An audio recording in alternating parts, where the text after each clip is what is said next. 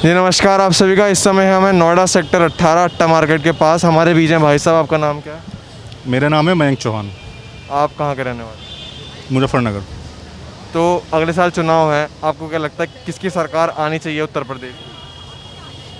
आनी तो बीजेपी को छोड़ो किसी भी आ जाए उसकी अच्छी है, बीजेपी की नहीं आनी चाहिए। क्योंकि जो वादे करके आए थे किसानों को हम 14 दिन में पेमेंट करा देंगे, गन्ना भुगतान करा देंगे। मेरा खुद का गांव में है, मैं सोनटा गांव में मेरा मुजफ्फरनगर में, अब तक पिछले 1 साल का पेमेंट नहीं हुआ। अब गन्ने का पेमेंट नहीं हुआ। अगर हम धान ही बेचने जाते हैं तो यूपी में तो है ही नहीं, हरियाणा बेचने जाते हैं और वहाँ पे भी फिर ये है कि आप इतने ही बेच पाओगे, उस पर भी लिमिटेशन लगा रखी है। तो फिर क्या रीज़न क्या है? जो इवन मोदी जी गए थे सहारनपुर में और उन्होंने बोला था कि 14 दिन के अंदर पेमेंट होगा, नहीं तो उस पर जो ऊपर का जो इंटरेस्ट होगा वो पे किया जाएगा। आज तक उस पर कोई वो नहीं है। जो गन्ने का एक्ट है, शुगर केन एक्ट बहुत पुराना है, 1988 में भारत में बन चुका था और उसके अकॉर्डिंग ही अगर 14 दिन में कोई पेमेंट नहीं होता है तो उस पर इंटरेस्ट देना पड़ता है। और उस पर अगर कोई पेमेंट नहीं कर रहा है शुगर मिल तो उसको वहाँ पे जेल भी हो सकती है। बट कोई एक्शन नहीं है। पहले हमारा जो अभी जो फिलहाल में रेट है 325 रुपये कुंटल, वही दिलवा दो। 400 रुपये की तो बात अलग। अब 400 रुपये कर दो और 4 साल बाद पैसा दे, क्या फ़ायदा है उसका? ज़रूरत तो आज है ना। अब अगर हम दुकान से यहाँ से कोई सामान खरीदते हैं तो उसको कैश देते हैं ना पूरा। आप यहाँ पे किसी भी दुकान पे चले जाओ, कैश दोगे ना। बट मैं अपना गन्ना भी मिल में डाल दूँ और उसके बाद मुझे पैसा मिलेगी जी, कोई आइडिया नहीं है उसका कि आज मिलेगा, 1 साल बाद, 2 साल बाद, जब उनकी मनमर्जी आई तब दे देंगे वो। गवर्नमेंट बोलती है कि हमने किसानों को उस पर सब्सिडी दे दी, गन्ने पे। सब्सिडी आती किसके अकाउंट में है? अब 6,000 रुपये की बात कर रहे हैं, 6,000 रुपये हम 2,000 रुपये हम 3 महीने में देते हैं, क्वार्टर में। तो उसके बाद 6,000 रुपये मिल गए, किसान को क्या करेगा उस पर वो? आज से 5 साल पहले आप डीजल का रेट निकाल लो, कितना था? लगभग 60 रुपये के आसपास डीजल था। उसके बाद अब लगभग 80 रुपये है। उसके बाद 2,000 रुपये दे दो, क्या फ़ायदा है उसका? यूरिया का रेट निकाल लो, उसके बाद लेबर निकाल लो, किसान को बच क्या रहा है? तो गवर्नमेंट किस इस पर अपनी वोट मांगेगी? मुझे तो कुछ ऐसा लगा नहीं कि इसलिए मैं वोट करूं। मैंने 2017 में, 2014 में और 2019 में तीनों बीजेपी को वोट दी है, जबकि मेरे घर वालों ने किसी और को दी है। मैंने दी थी बीजेपी को। पर आप मुझे सबसे ज़्यादा बड़ा गिल्ट यही है कि मैंने वोट दी क्यों। कोरोना में कोई काम नहीं किया। कोरोना में ये बोल रहे हैं कि जीरो, पार्लियामेंट में बोलते हैं कि 0% एक भी मौत ऑक्सीजन की कमी से नहीं हुई। मेरे गाँव में मरे 10 आदमी जिनको ऑक्सीजन नहीं मिल पाई। मेरे घर में सब लोग बीमार थे। मेरे चाचा जी यहाँ पे यहीं लोकल से गए थे गाजियाबाद से, उनको यहाँ पे बेड तक नहीं मिला, ऑक्सीजन की तो बात दूर की।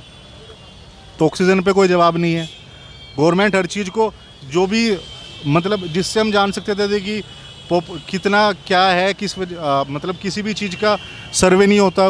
किसान का सर्वे 2013 में हुआ था, उनकी पर कैपिटा इनकम क्या है, अब वो होता ही नहीं है। अब जब कुछ होगा ही नहीं तो पता कैसे लगेगा? राइट टू इन्फॉर्मेशन बिल्कुल बंद कर दिया, किसी को पता ही नहीं होता। तो मुझे कुछ लगा नहीं कि किस बेस पे गवर्नमेंट पैसा मांग लेगी। बिजली के रेट देख लो, बिजली के रेट यहाँ पे कितने बढ़ते चले जा रहे हैं। तो ऐसा कुछ है नहीं कि जिसके बेस पे वोट मांग पाए गवर्नमेंट। बिल्कुल सही कह रहे हैं आप। जो आपके विचार हैं, जो आप ग्राउंड लेवल पे बात बता रहे हैं, ये तो क्योंकि मैं रहता हूँ वहाँ पे किसान के टाइम। मैं किसान ही हूँ, मेरे फादर किसान ही हैं, फार्मर ही हैं। यहाँ पे हम जॉब कर रहे हैं तो अलग बात है। बट जो रियलिटी है वो यही है कि गवर्नमेंट किसी भी चीज़ पे ये नहीं बोल सकती कि जी हाँ हमने ये सुधार किए हैं।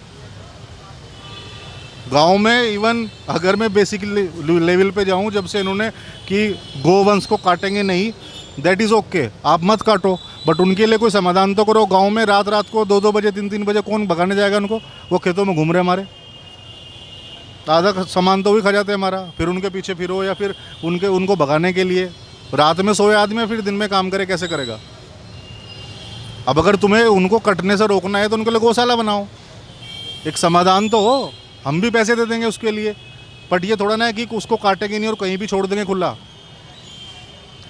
अगर तुमको इतना प्यार है तो अपनी जो तुम्हारे पैसे आ रहे हैं तुम्हारे पास, अपने पास से फंडिंग लाओ और उनको एक जगह गौशाला में बना के उनको दान करो। बट सिर्फ बोल देने कि हम हिंदूवादी से देश नहीं चलता। रियलिटी यही है। आपको क्या लगता है अगले साल राकेश टिकैत जी कुछ सीटें ले पाएंगे? राकेश टिकैत जी चुनाव में लड़ेंगे? बोल तो रहे हैं कि हम चुनाव नहीं लड़ेंगे, किसानों की बात करेंगे, पर पिछली बार भी उन्होंने चुनाव लड़े थे और आप देखना अगले साल चुनाव होंगे तो वो दोबारा उतरेंगे मैदान पे और चुनाव लड़ेंगे। वो चुनाव नहीं लड़ेंगे, ये गारंटी है, क्योंकि उनका जो संगठन है काफ़ी मजबूत है और हमारे एरिया में काफ़ी उनका प्रभाव भी है। बट हाँ ये है कि बीजेपी के अगेंस्ट अगर वो बोलेंगे क्या, उनके बिना बोले लोग बीजेपी के अगेंस्ट वोट ही देंगे। और पश्चिम उत्तर प्रदेश में जितनी भी विधानसभा सीट है लगभग 150 के आसपास है, उसमें से जितनी पहले मिली थी उससे आधी भी नहीं मिलेगी इस बार। सिर्फ किसानों की वजह से। किसानों की वजह से, किसान, मैं बताया आपको, मेन मुद्दा किसान का ही है। अब एक बात बताओ कि अगर कोई भी सरकारी कर्मचारी है, उसको अगर वेतन भत्ता नहीं मिला तो क्या करता है? वो हड़ताल कर देगा। किसान के पास तो एक औजार, या तो वो आंदोलन करेगा या फिर वो वोट से करेगा। अब गवर्नमेंट तो यही बोलती है ना, जितने भी न्यूज़ चैनल पे हम देखते हैं डिबेट, उसमें यही बोलते हैं कि अगर हम कुछ कर भी रहे हैं तो फिर भी हमें सीट क्यों मिल रही है। ये जो भी प्रमुख के चुनाव हुए हैं, जिला पंचायत अध्यक्ष के चुनाव हुए हैं, उसमें मैंने देखा है कैसे हुआ है। रिकॉर्डिंग आपने भी सुनी होगी, डीएम वीएम, मतलब सरकारी अमला जितना भी था वो सिर्फ इसलिए था कि विपक्ष के या तो लोग जो आने वाले वोट करने उनको आने मत दो, या फिर उनकी फेक वोट डलवाओ, कुछ भी प्रेशराइज करके।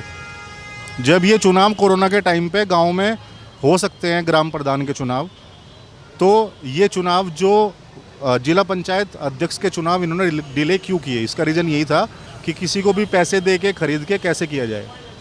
रीज़न यही है। तो अब देखो चुनाव आ रहे हैं, अच्छी बात है।